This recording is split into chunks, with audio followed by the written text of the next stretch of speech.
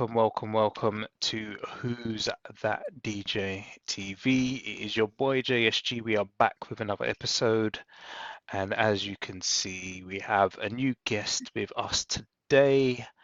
I followed this wonderful lady for a good few years now. Um, and sometimes I like to call her Auntie Jess. But yeah, Oh, no, she's good people. Yeah, been following this DJ for a while. So let's welcome into the show, Jess Mavz. Jess, welcome to the show. thank you for having me. I'm And excited. excited. Okay, how you doing? I know today's been one of those long days, and it's not helped by the traffic and what's going on outside. But how are you anyway? I'm doing well. I'm doing well. I'm just recovering from a little cold that I've had for a couple of Okay, days. But okay. I'm good. How are you? I'm good. I'm good. I think like yourself, recovering from a little bit of a cold or being under the weather.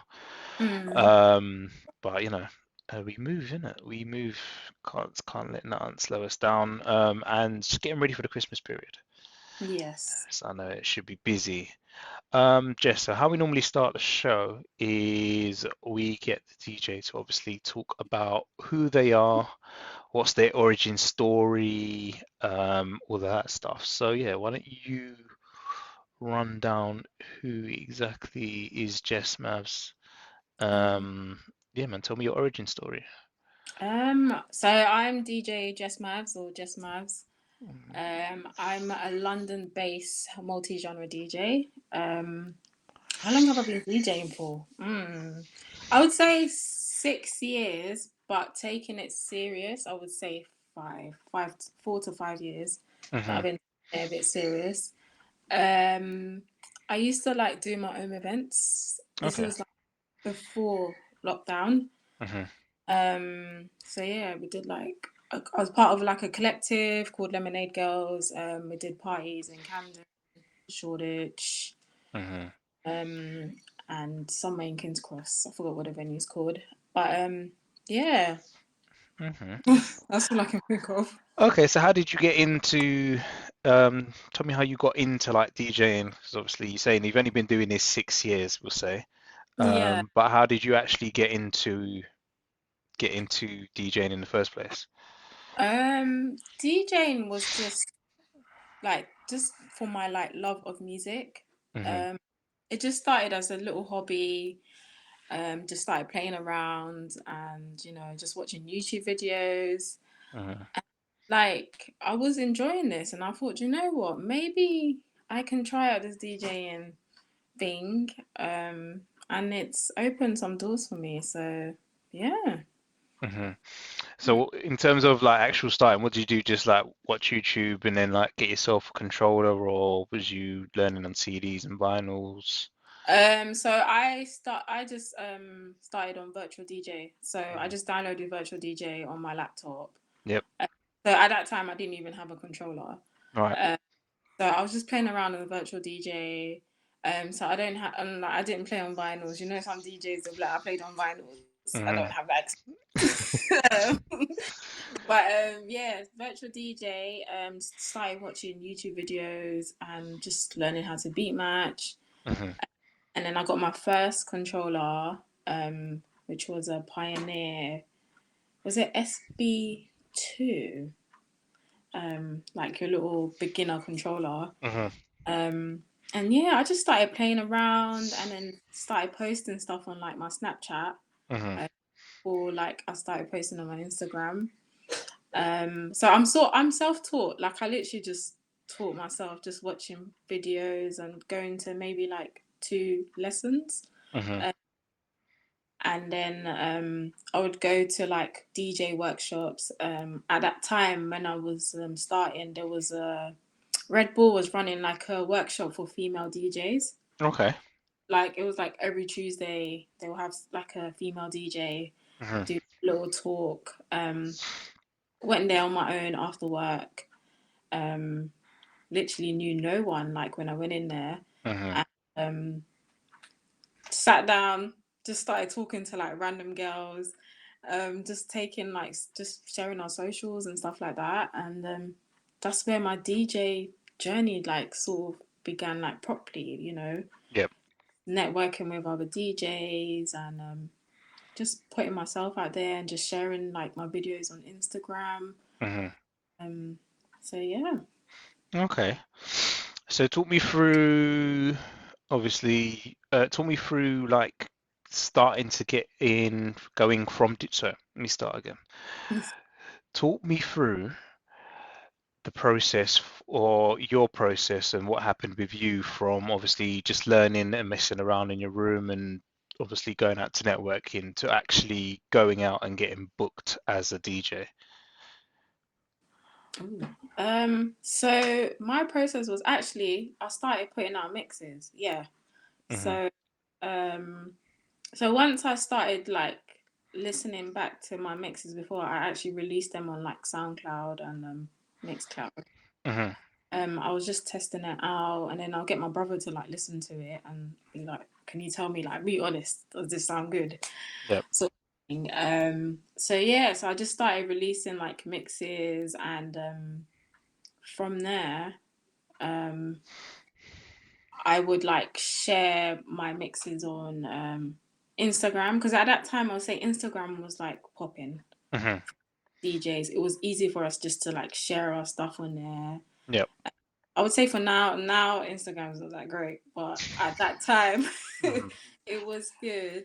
Yeah. Um, so yeah, it was just putting my mixes out, and then the whole networking, sharing my mixes with other DJs, Hmm. um, meeting up with other DJs, and just sharing music and just talking about like what it is that we want to do, like with this whole DJing thing. Hmm.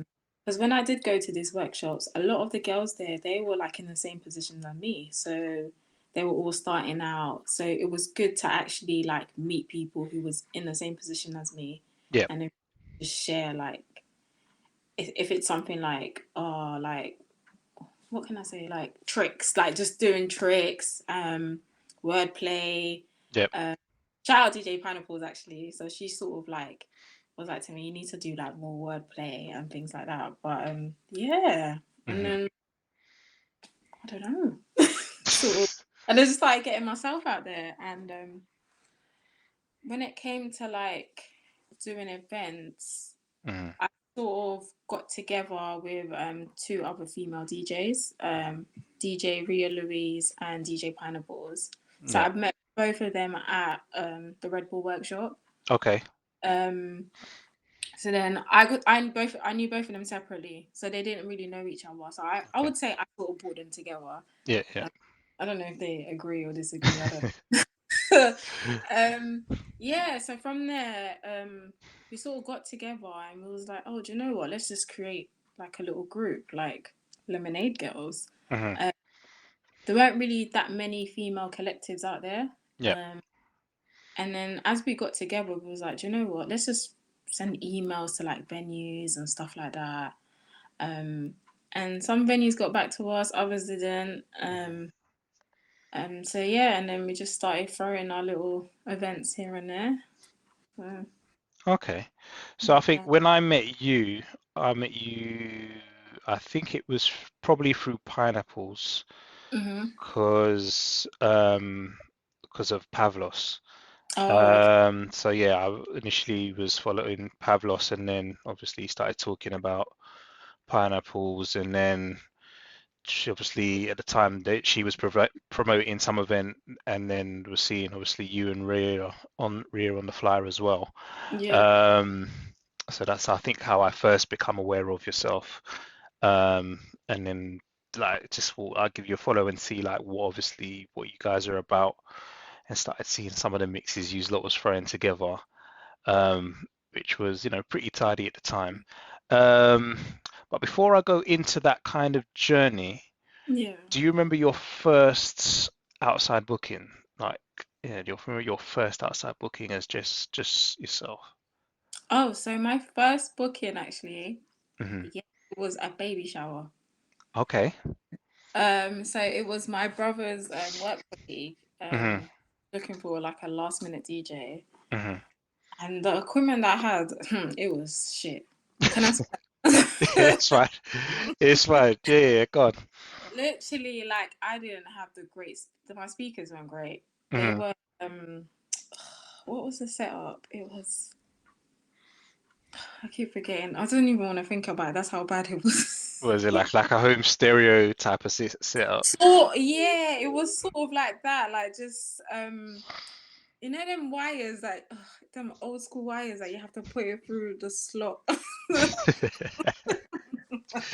Like you Yeah, I don't. I didn't know. have like an XLR. Like I didn't Yeah, connect to yeah, the yeah. XLR or Hmm. yeah. So that was like my little setup that I had. Yeah. So that was my first booking. It was a baby shower. Um, to be honest, with that baby shower, I don't think I was just background music. Okay. So you weren't like no, you weren't proper like thumping down the hall. You were just keeping a nice little background vibe Literally, while everyone was doing what they was doing. Yeah. yeah, for real. Hmm. Do you think you was? I mean, despite the equipment, was you fairly confident going into that, or it was you was just like, it is what it is" type thing? No, I was nervous, Hmm. very nervous. Thank God I had my brother beside me. He's like, "You got this, you got this." But I was like, "Yeah, but it's like I'm out there. Like I don't know these people, you know. So I don't know what people are gonna say, my mixing and stuff like that."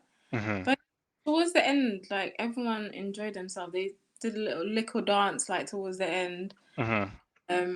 But yeah, it turned out really great. So Okay, yeah, good. And then that's just obviously allowed you to go on to bigger and better things. yeah, Okay, so with the pineapple girl, not pineapple girls, lemonade girls. Sorry, yeah. I keep doing this. With lemonade, where was your first event at? And do you remember like what the concept of it was?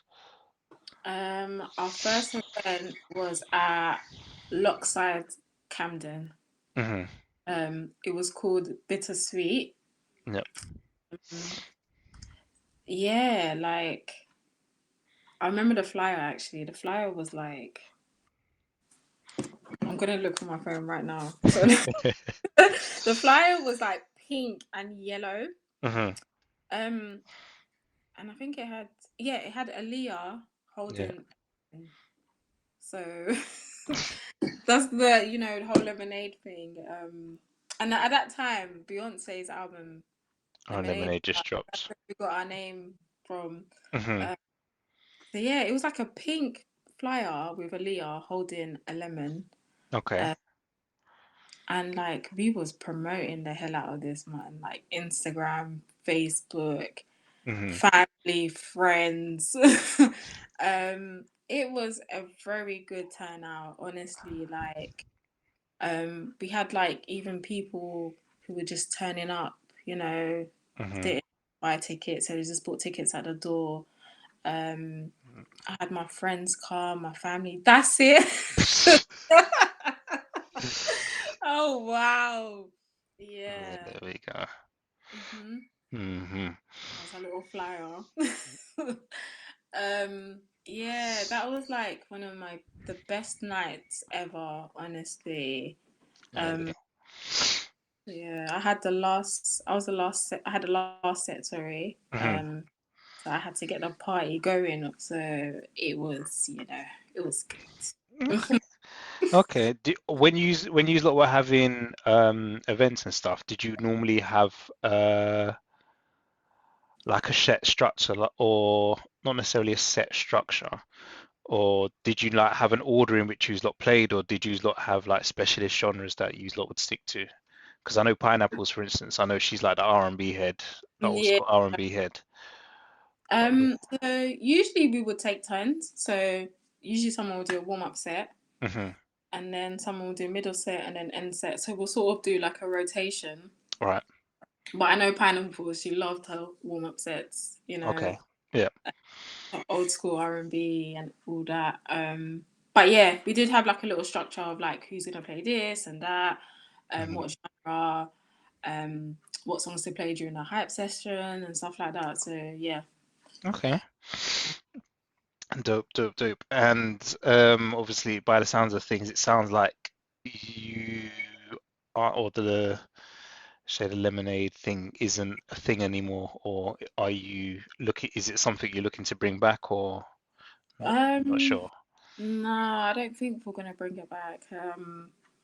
I don't know. I just feel like since like lockdown, so we did before lockdown happened. Actually, we were supposed to have an event Hmm. at Bloomsbury Bowling Alley. Yep. And then when we found out like the whole COVID, and then we just had to cancel everything. Mhm. But then after COVID, that conversation never really popped up Okay. amongst us. Hmm. Um, do you know what? It would be nice if we did like a little comeback event, Hmm. but for now, I don't think it looked like we're gonna be doing anything together. Fair enough. Yeah. That's fair enough. That's fine. So that kind of brings me on to a topic which we alluded to earlier, the whole COVID thing. So did you how did you navigate through it, and how did it you feel that COVID affected you DJ wise? So DJ wise, actually, I was doing a lot of live streams Hmm. during COVID. So my friend Chris, who's a personal trainer, Hmm. we did like a sort of he did like a workout with a DJ sort of thing. So I'll Hmm. be playing music and he'll be doing like his little like instructions, telling people you need to do this and that sort of Okay. thing, whilst I'm in the background like playing music. Hmm. Um, so then each week we would do a different genre. So we would be doing like a soca, hip hop, R&B, Afrobeats, dancehall. Hmm. Um, it was really good, like proper good. Like I really enjoyed it. Like I got to experience his followers. Hmm. So he had a like different fitness crowd in it. So they were just watching. Um, and it was good for me to like just be creative as well with like my mixing and just playing around and stuff like that. So do you know what? COVID allowed me to become very creative, honestly. Okay. Yeah. Yeah, so you was quite active, and was that on what platform was you lot streaming from? On Instagram. Okay. Oh, so did you have issues with like the getting cut off and the streams Oh dropping yeah, every definitely. You know when you have to like write a comment about no copyright or whatever it Yeah, is, yeah, yeah. and then pin the little comment. So Hmm. we had to do that, but Hmm. that didn't work. Our No, of video. course not. Of course not. Okay, that's good. I mean, like, it's good that obviously you kept yourself active throughout that period, because I know some DJs, um, obviously with all the clubs and all that stuff shutting down, a lot of DJs decided probably to just stop DJing and just do other things. Mm. Um, so no, it's good that you done that, because I think there are some DJs who prefer DJing to a live crowd. Um, so the whole thought of DJing on like Twitch and stuff just isn't as appealing as it is for others. Mm. But you sound like you had a really fun time doing it, which is good. Which was real good. And then obviously since coming out of COVID, um, actually, sorry, no, before I was coming out of COVID, um, do you feel that it affected you in any way, positive or negatively? And obviously you mentioned there it being help, giving you the ability to like get really creative with mixing, etc. Mm. Um, but in terms of like as a DJ, it didn't give you what was your thoughts? Obviously, getting ready to come back outside of it, or reflecting back at that time period. During that period, I would say, do you know, it had its good and bad moments. I would say the bad moments was just like I can't DJ to a crowd anymore. You know, I can't play the music that I want to play. Hmm. Um, and also it's like, okay, got to do these live streams, which was a positive thing because then I gained new followers and stuff like that. So yeah, it had 50-50 positives and negatives, but it was an eye opener, Hmm. definitely. Okay. Um, yeah. Was you following like other DJs on like Twitch and stuff as well, or? Was that kind of side of things not for you per se? Nah, Twitch is not for me. Mm-mm. Do you know what? I'm supportive of the DJs that do it, but it's Mhm. not for me. It's not for No. you. Fair enough. Fair enough. Each to each their own, as the saying goes. Okay. Um, Now, so obviously we're at the other side of COVID and the world is opening up again. Um, so say after COVID, obviously when clubs started opening back up and stuff, what was your view of the outside and clubs when going, obviously stepping back outside? Did you feel like it was just onwards and upwards is the same, or do you feel like some of the club owners were, I don't know, obviously like dropping their prices or doing, being cheap or whatever you want to, however you want to put it? What's your viewpoint? What was your viewpoint going back outside of when Um, everything opened back up? I would say going back outside, it was hard. Um, because bookings for me didn't really start picking up. Hmm. Um, I felt like some venues they sort of stuck with people that had like a regular event now, you Hmm. know? Yep. So I guess for me, um, the only thing that saved me getting out there is Nike. Also, I forgot to mention I DJ at Nike in Oxford Street. um, so yeah, so when the stores started opening up, Hmm. and Nike opened up and they were like, you know what, we want the DJs to come back. Hmm. That that helped me a lot. Okay. Um, because I honestly I wasn't getting any club bookings at that time. Hmm. Um, I was just like Nike. Um, I would say a couple of months in, Hmm. um, during the like summer period, that's when I started getting more private bookings. Like I started doing like birthday parties and baby showers. Hmm. Um, but yeah, it was hard getting back out there again. Most definitely. Oh, no, okay. Actually, as you mentioned Nike, help me understand, how do you get to DJ for Nike in their stores?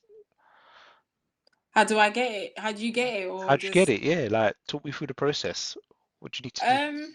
So the way I got it was basically one of my DJ friends was just like Nike are looking for more female DJs because I Hmm. think they renovated the women's floor, so they've changed it up, and they were like, you know what, let's Hmm. have more female DJs.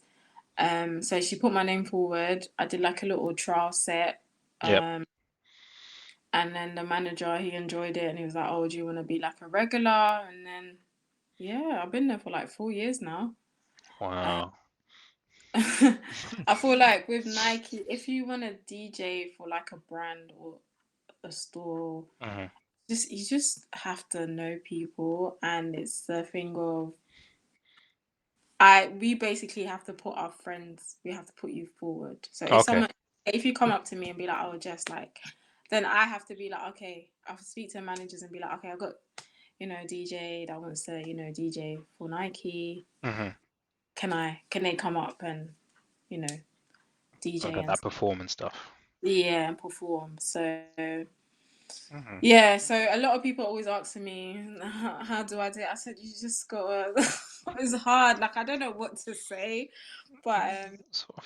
it's just a whole networking and just and like if you're a good DJ and then your friend is just like, you know what, Hmm. I'll put your name forward Yeah. and just you, and then that's how it is, isn't it? So Okay. yeah. Fair enough. It's the more you know, I suppose, isn't it? The more you know, Yeah, the more you network, and in all okay. that sense. Um, so, uh, I'm not going to ask you how much they pay, but I will ask you, apart from obviously being able to DJ and like get your face in front of the people, because it is the Oxford Street branch, right? Yeah, it is, Yeah, yeah. yeah.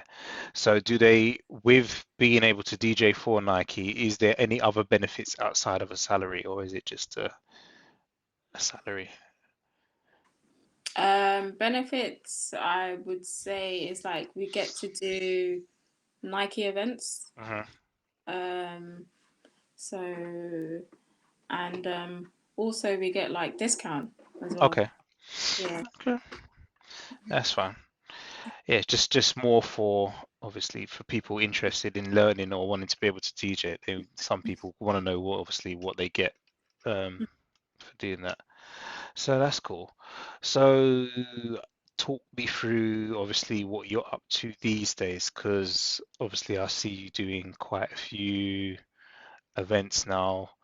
If I'm correct, you finally got a decent set that you get to haul around and you get to drive about. So yeah, what is your bread and butter looking like these days? So now for me, it's been like I've been getting a lot of private bookings. Hmm. So I've been doing a couple of weddings, christenings, baby showers, networking events. I haven't done any club events in a very long time. Um, yeah, it's been a while since I actually did a club event. Hmm. Um, but I'm enjoying the private booking life. I think it's the way forward. But then with the whole club, it's like just missing the whole getting a reaction from the crowd and stuff like that, you know. Hmm. Do you know what? I agree with you in that sense. I say I haven't personally done clubs in a little while, myself. But I think I prefer the private bookings as well. I think I'm not going to say that they're easier, but it's a different type of pace that you're and pressure that you're subjected to at private events that you don't have to deal with at a club event. Um, but what's your favorite type of event to do? Um, Weddings. Not weddings. Why Yeah. weddings? Um, I feel like with weddings, it's like you can sort of build like a story like of your set of where like you can do like a warm up set, like start with your R&B and then sort of work your way up, like just creating that build up. Hmm. And once everyone's all ready to dance, and then it's like bam, that's Yeah. when all the things sort of. Am I making sense? I Yeah, don't know. I know what you mean. But Yes. it's just like just building the crowd up with you, taking them on like a little bit of a Yeah. journey Mhm. musically, and then yeah, like you've got everyone from sitting around talking tables eating to all being Yeah. on a dance floor having like the best time of their life or whatever. And Exactly. obviously with weddings like that's the special day, so it means something. Do you know what I mean? Yeah. It's not like a regular club night or like a regular bar work where most people they'll go and have a drink and then they may stay and dance or whatever. Where Mm, it's a wedding, like they've come there with the intention of this means something to me. So there's a bit of a specialness added to it. And if you see them dancing, you're like, yeah, you've done your job, and yeah, got them to obviously dance and do all the rest of it. yeah. So no, I get it, I get it. Okay. What was I gonna ask you? What was I going to? All right. So in terms of equipment, um, you have your own, right? You're not having to hire or doing anything. No, I have like my own like two speakers and a controller which I have. It's a Roland. I forgot what it is, but Okay. it's So quite. it's, is it one it's of them big boy ones or is it just a small decent size? it's a small decent size. I would say it's like a medium size controller. Hmm. Um, I used to have a SX3 Pioneer. Yeah. That controller. Hmm. No, you don't enjoy bringing that around with you, know? No, that controller has caused me problems. Yeah, I don't know. Like, I don't know. I feel like there's a faulty with that controller, but I feel like Pioneer are not owning up. Hmm. I'm not trying to like, maybe I'm killing a deal in it. Maybe one day I might work with Pioneer, but No. Honestly, Hmm. Pioneer are not owning up about that controller because the videos that I've seen on YouTube of that particular controller, Hmm. there's a faulty. Yeah. I tried to give it to them. They were like, "Oh no, you need to change the cable." And I said, "No, I've changed my cables so many times with that Hmm. controller, and it's Yeah. still causing problems. Like mid set, it will just cut out." Oh yeah, yeah. I've heard like the power issue where Yeah, it's dropping off for no reason whatsoever. Yeah, I have heard and seen those things. With specifically the SX3, the two wasn't too bad. yeah, But yeah, the three I know I have seen people talking about. Yeah, they're having issues with power randomly dropping out, and all the rest of it. So again, keeping with the theme of gear and controllers, but obviously you started out on virtual DJ, you said earlier. yeah. I'm guessing you are now a Serato user. Yes, I am. Do And, you, go on, sorry. no, I was just gonna say, and I'm not going back to virtual You're not going back. DJing. Okay, go on. Explain why you're not going back for anyone who's unsure why. I feel like virtual DJ. I don't know. Maybe they've changed it now. Mhm, Um, but at that time when I downloaded it, there wasn't much, to play around with. mhm, I feel like their layout was very basic at that time. mhm, Um, and I feel like Serato. I guess everyone was talking about Serato, so I thought let me just jump on the bandwagon and mhm, just see what everyone's saying about it. And Serato has been the best for me. I've tried record books. So mhm. usually I do use record books if I'm playing on USBs. Okay. Um, when I'm just like, transferring my music over and like putting them in like different crates and stuff like that. Mhm. But I mainly play on Serato. Okay. Yeah. All right. So um talk me through how now you would like go through from talk me through the process for you for getting music and getting it organized into Serato. Every DJ's process is slightly different, so I'll be interested to hear yours.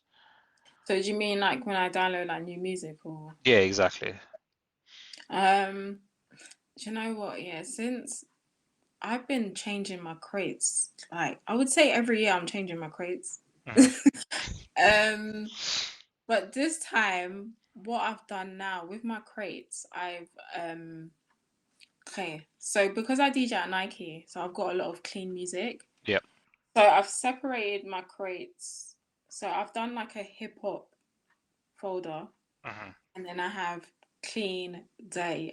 Someone's probably gonna think, oh, this is long, but then within that clean and day, I've done different years. So Okay. then I like 90s, early 2000s, and then let's say from 2010 to like 2018, and then 2019, and then Okay. now. Mm. So that's how I've done it. So I've just done them in like different years. Yep. So I've done that for every genre apart from, I would say apart from house and Hmm. like mainstream music. I feel like with house and mainstream, I just chuck them in Yeah. in my phone. But for like my Afrobeat tunes, R&B, I've like proper separated them like so it's easy for me. So especially when I'm at Nike, Hmm. cool, this is all the clean tunes that I've got. Um so I'm aware because if it's just easier for me to work around as well. Yeah. So then whenever I do get like new music, I'll just like put them in their little crates and stuff like that. So Yeah. That's pretty similar structure to mine. It's pretty much genre.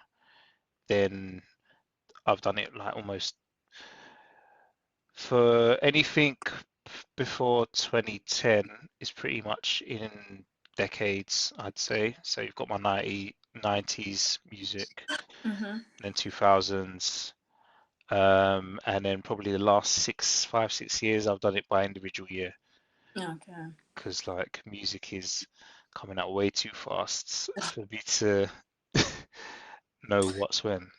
Tell me about. Um, all right, what are you using a particular record, or should I say, where are you getting your music from? Is it like a Um, particular record pool, or is it all over the gaff?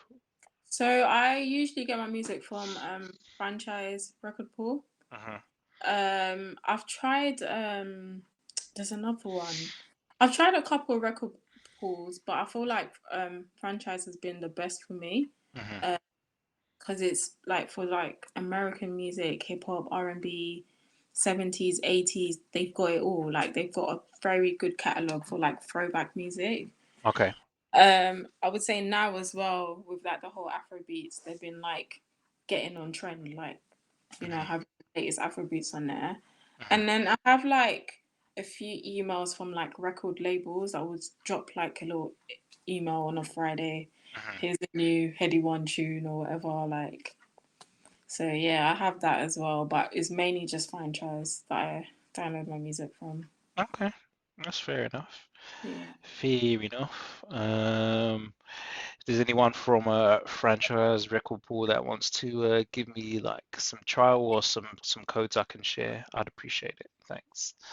What do you? Um, I'm in between like three or four at the moment. So I've got promo only, and there's another UK one where they like every week they send me stuff and I could just go to their portal and download. Um, DigiWax, I'm still using DigiWax, and that's a lot of US stuff. Um, and what's the other one? I have to look through my emails now. But yeah, DigiWax and promo only too, and they send me stuff very regular. Okay. Um, Fat Drop is another UK one. Oh yeah, that's the one that I get as well. Fat Yeah, drop. Fat Drop. Yeah. All is which I think is they are all part of the Fat Drop, All Is, and Promo Only are all I think the same thing or the same. They're all tied together. Yeah.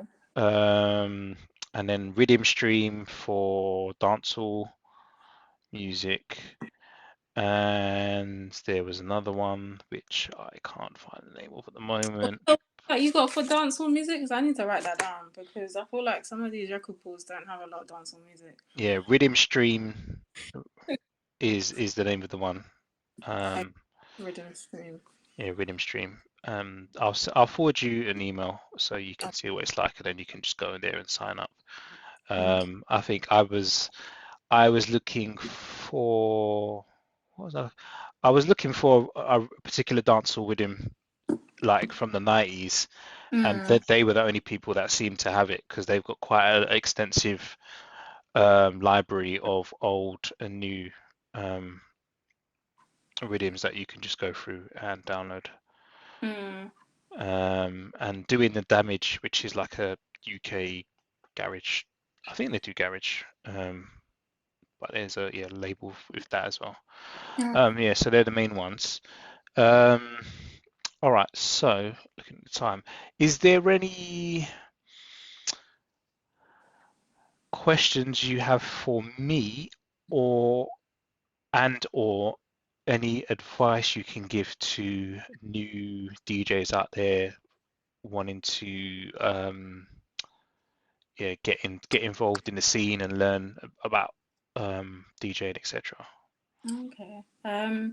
So my question for you is actually, Oh, what made you want to like start a podcast? Like, okay. Well, an easy one. So in I'm gonna say 2015, 2016, I was on radio, and one of the presenters came to me and basically wanted to learn how to DJ. Um, So that was a DJ by the name of DJ Caramel. Big up her every time. So she came to me, wanted to learn, so I would give her like weekly lessons, learning how to beat match on CDJs as well as obviously in Serato. Got her a DJ controller and all the rest of it. Um, and then obviously would take her to some of my bookings. Like at the time I was DJing in Cambridge Mm-hmm. University and some other bits and pieces. So I would like we'd travel over the country and I would like get her to warm up for me or whatever, and then I would do the main set. And sometimes I'd give her like the last hour or whatever. Yeah. And she went off and started to do her own thing. But obviously during that period, she had a lot of questions for me, and my journey through the DJ scene isn't well, it's very it's how can I say this? My journey through the DJ scene has been I've been very fortunate, but then I've relied a lot on relationships with Mm. other people that I've met. Um, but she had a lot of questions for me. I didn't necessarily have the answers. So I started talking to my boy DJ K, and asking him questions. And then I decided one day, do you know what? Rather than um, that if she asks me a question, I go somewhere else and then feed back the answer to her or tell her where to go or give her my best answer. The best thing I thought to do is if I reach out to DJs that are doing um, in as part of the DJ scene and culture out there doing their thing regular, would be to ask them questions and then be able to share that information so that the new upcoming DJs had a resource to go to. Yeah. So rather than it just be my story and then learning from me directly and going the route that I took, which is very untraditional or very abstract, why don't learn from all the other DJs out there that are doing it on a regular basis? Mm. Because yeah, every DJ story is different, but you'll find commonalities, and sometimes the best information is just to ask other people as well. Yeah. So I mean, your DJ journey, where you talk about your talk, you started just networking and talking to people. A lot of people don't think to do that, or it's Mm. not in their wheelhouse to do that. So again, this is why we have these conversations to just kind of open up the knowledge base and get people thinking, um, talking and thinking to each other about what to do next or how to go about doing certain things. Yeah. Mhm. Yeah, that definitely. It's Yeah. good. Yeah. Mm. Excuse me. What about what would be your advice to newbies coming through? Um, my advice. So I always on my inbox, I always get like, oh, like what do I have to do? My advice is get that controller. Hmm. Just watch YouTube videos. Um, there's DJ lessons everywhere. A lot of DJs nowadays as well, just running their own workshops, and also just go to events and just network. Hmm. Just network. Like I went on my own. I didn't know anyone. Yeah. I literally just went there and I was just like, okay, Jess, you can do this. Hmm. I'm shy, but I still done it. um, and also just put out like videos on like TikTok. I would say Instagram, but I feel like Instagram's algorithm has changed a lot, but Hmm. it works for some. Put out mixes, even if you feel like the mix is not that great.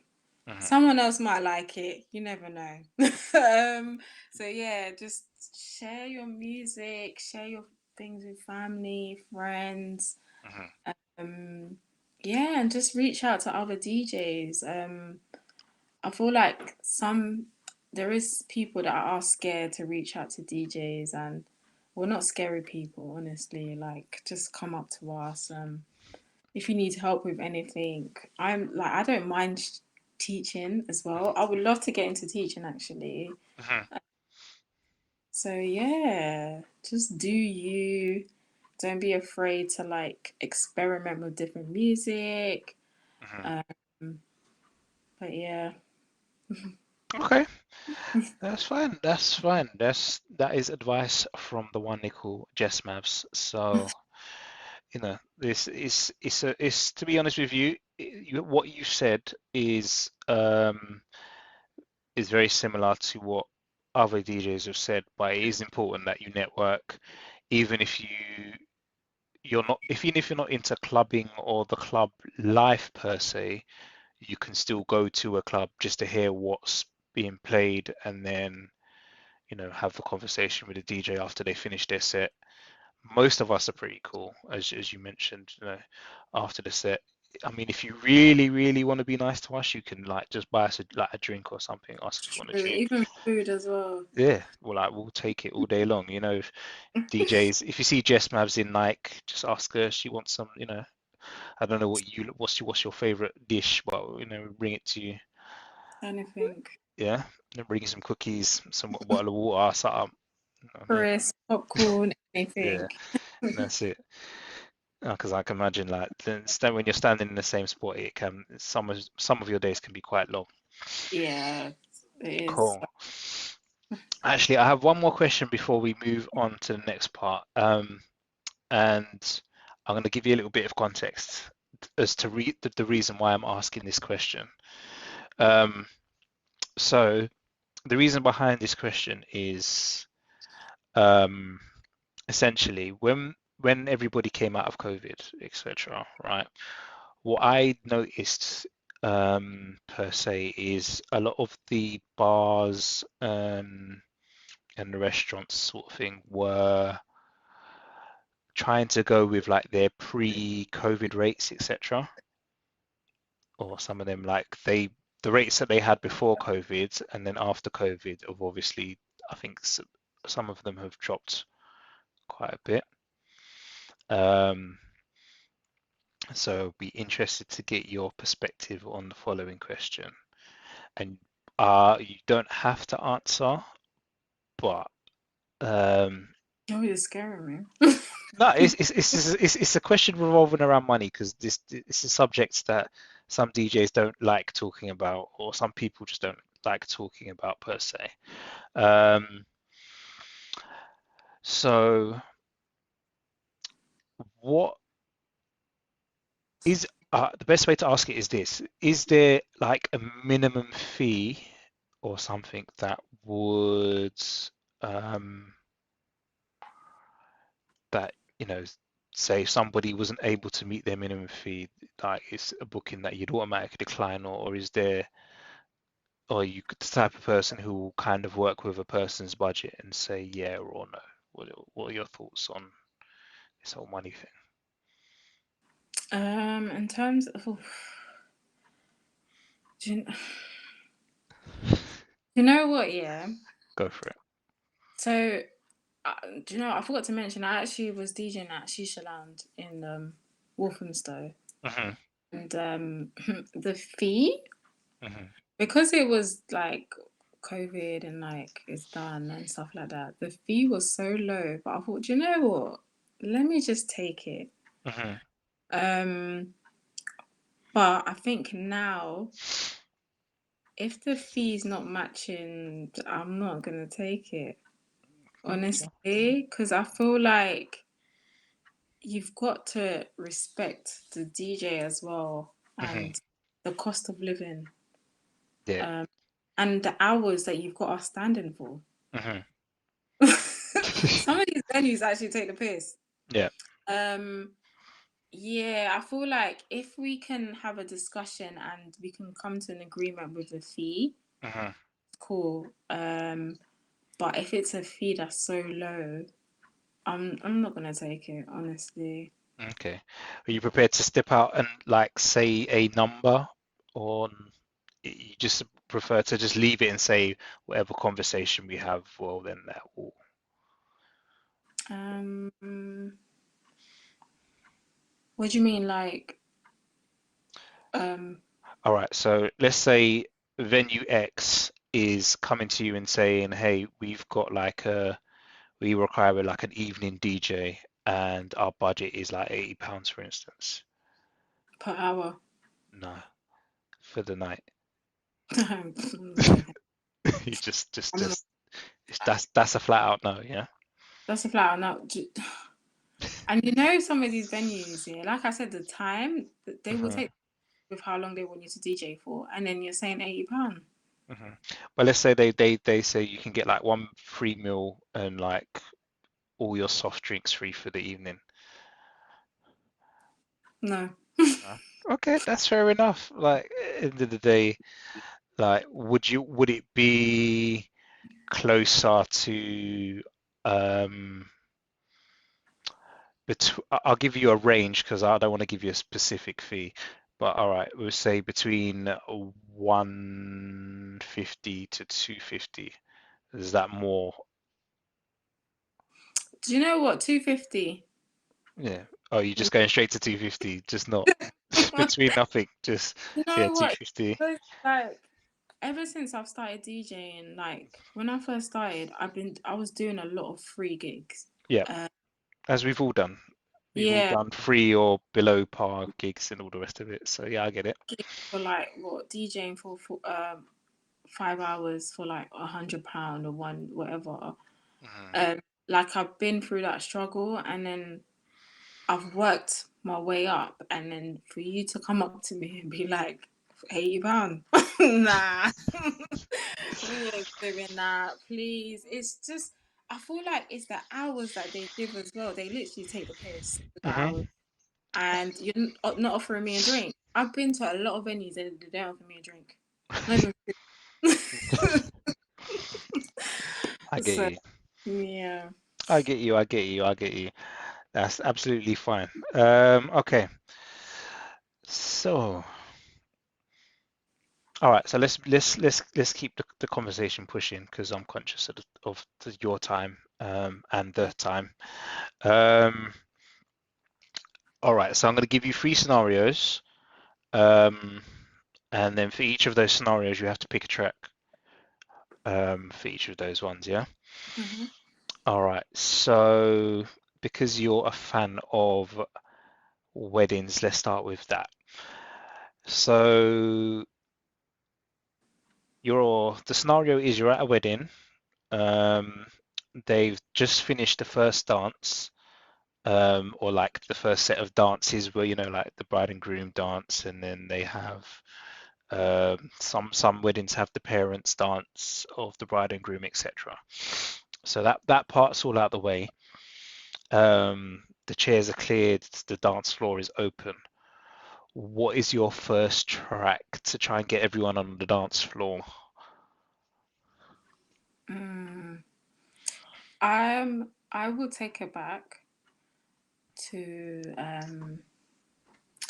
it'll be a hip hop track. Bold. Do you know what? Montel Jordan, this is how we do it. Okay. Yeah. Okay. Um, yeah, I feel like once you hear that, this is how we do. I feel like, yeah, Yeah. get people on the dance floor, yeah. So, fair enough. Fair enough. Fair enough. Bold, but a good choice. I like it. I like it. I like it. Okay. So, scenario number two. Um, christening. So you've got a mix of ages, kids and adults. Yeah. Um, and say the christening finishes at 11 and it's 10 o'clock. So you're kind of getting towards like, or you're in the middle of a hype set, or I say hype set, you know what I mean by that, right? Yeah. Okay, so what do you think would be like your last tune of the hype set before you slowed it down? Ooh, um, that's a hard one. Last tune of a hype set. Do you know what? Probably a Shake tune. Mhm. Um, yeah, everyone loves a Shake. I'm not even pronouncing the name properly. Yeah, yeah, you are. Um, oh, he's got so many tunes. Probably Joa. Okay. Yeah, Okay. that's yeah. I probably might end with that actually Hmm. before I slow it down. Okay. Mm. All right. So, all right. Before I ask to give you the last scenario, what genre of music do you normally? All right. So everyone that is an open format DJ normally has a default genre, not a default genre, but like a genre that they're the most comfortable with. What's your most comfortable with? So before I can give you this last scenario, what would you say your most comfortable genre is? Um, this one's a hard one. Do you know what? I'm gonna say old school hip hop and R&B. Okay. I was gonna say Afro beats, but yeah, I'm gonna stick with old school hip hop and R&B. So Okay. like 90s to early 2000s. Okay. Yeah. Cool. Cool. Cool. Cool. All right. Let me think now. Why that over our over Afrobeats? Just out of interest. I feel like so Afro beats. Do you know what? It's very hard because with Afro beats, it's like when you play certain tunes, Hmm. like let's say like old school Afro beats. When I play at some of these private bookings, I don't really get that reaction. Hmm. When old school Afrobeats is like the best. And it's like they want to hear the newer stuff. And I'm like, wait, the Mm. party's still going. Like, Yeah. you know, yeah. So then it's like everyone's like, yeah, I like Afrobeats. But then it's like when you're playing like the old Wizkid, the old Burna Boy, Yeah. Yeah. Everyone wants the new. then they want the new. Like Mm. they're not respecting the old stuff, before the Ashake's, the Alameda and all them. So it's like, so yeah, that's why I'm gonna stick with the hip hop and R&B for Okay. yeah. With that, do you think is that down to age range of people, or is that more just the times we're in per se? I would say is the age and the time that we're in. No, you think it's a bit of both. Yeah, it's a bit of both because it's like every day there's new music coming out. Hmm. Um, and it's like you don't have time to like a tune that you wanted to play, and it's like no, everyone wants the new sort of thing. Um, Yeah. uh, Okay. mhm. Uh, I do like some of the old school Afrobeats. I'm not gonna lie. Like Yeah, Wizkid's "Tease Me" is a tune that automatically springs to mind. Um, and Don't Dull as well.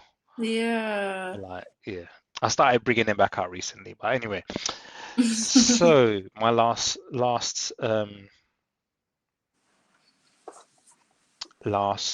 what do you call it? Last scenario. So since we're going with old school hip hop and R&B, um, we're doing a sing along segment. Um, yeah, so you've got to that part in the night where you're doing a sing along segment, um, guys and girls. So out of what kind of hip hop? Get the words out. What if you was you've got to pick one song each for the guys and the girls to sing along to? Um, what would that? What would those tunes be? What was like um, your favorite sing along or your default sing along tune to? for girls, probably TLC, No Scrubs. Hmm. Um, and then for the mandem, ooh, in my head I've got Dr. Dre, but then I'm like, Which one though? yeah. Which one? Mm. But then I was gonna go towards Biggie. Hmm. Um, Can't go wrong with either, to be fair. But Do you know what? I'm just gonna go with Biggie, Juicy. Okay. Yeah. Okay. Cool. I like that one. I like that. It's nice and safe. Okay. Well, I say we're not that we've got a time, but I'm gonna say we've kind of got to the end of it now. So is there um anything from yourself that you want to ask, say, before we get ready to wrap up from you? Um, I don't know. No? um, I was just gonna say, like, do you know what? With DJing, Mhm. I think I'm at a, I was at a point where I sort of was gonna give up with DJing. Oh. Um, but I was like, should I take a break? Mhm. Um, but then something like speaking to other DJs, it sort of made me think like, nah, let me not take a break because I feel like if I did take that break, I wouldn't probably go back to it ever again. Um, so I feel like at time there's gonna be moments where you are gonna feel like, oh, why am I not getting this booking, or why am I not out there? This DJ is doing more than me or whatever. Mhm. I feel like your time will come. Like whoever's feeling like, oh yeah, like it's not working out for me. Mhm. Your time will eventually come. It's just that you just got to keep putting out the content, just keep sharing your stuff, and eventually that one booking, you know, will like make you blow. Like so, Mhm. yeah. Don't give up. Like I was about to give up, but I'm falling back in love with DJing again now. So it's like the bookings that I'm picking up and just the reactions that I'm getting from my clients and just the lovely comments and stuff like that. Like it's helped me a lot. Mhm. Um, so yeah, don't give up. Like whoever's watching this, don't give up. Just keep Mhm. going. Do you know what? I hear you. I hear you. So I'm gonna add to that a little bit as well. So obviously, if you're new to DJing, um, and you're trying to get yourself out there and you don't feel like you're getting some traction, 100% keep going. If that's your passion and that's what you're passionate about, keep moving forward, keep putting out content. Um, if you're doing like Twitch live streams and you're just getting one person, you never know who that one person is or who they're watching you. So definitely keep pushing. I will say though, however, to a point you raised earlier on is, when you're quite deep in the game, it is okay to take breaks. Mm, It is definitely okay to take breaks. Like I've taken a 3 month break where I've not had any bookings, um, and that was probably one of the best times for me because when I jumped back into it, I felt refreshed.